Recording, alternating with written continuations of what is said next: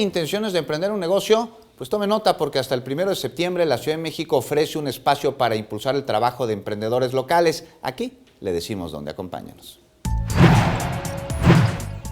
Con el propósito de fortalecer el apoyo a los productores y emprendedores capitalinos, se realiza en la explanada del Monumento a la Revolución la cuarta edición de la Expo Cooperativas 2018. Se trata de 150 cooperativas, principalmente de miel, chocolate gourmet, amaranto en tamales y churritos, así como jamón de guajolote. Todos ellos buscan dar a conocer sus productos y crecer en el mercado. La expo podrá ser visitada en un horario de 9 a 17 horas hasta el próximo sábado 1 de septiembre.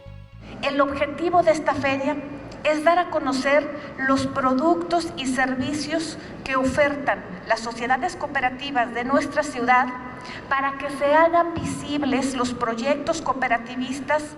Además, hay módulos de atención de la Secretaría del Trabajo y Fomento al Empleo para solicitar información sobre seguro de desempleo, del Fondeso, de la Procuraduría de la Defensa del Trabajo y del Instituto de Capacitación para el Trabajo. Después de inaugurar la expo, el jefe de gobierno, José Ramón Amieva, reconoció la labor que realizan los productores y emprendedores capitalinos y se comprometió a mantener los apoyos para que puedan crecer y abrirse camino en el ámbito comercial. Realizan una actividad, desarrollan un producto, pero sobre todo quieren ser conocidas y conocidos, reitero, por lo que hacen, por lo que saben hacer muy bien.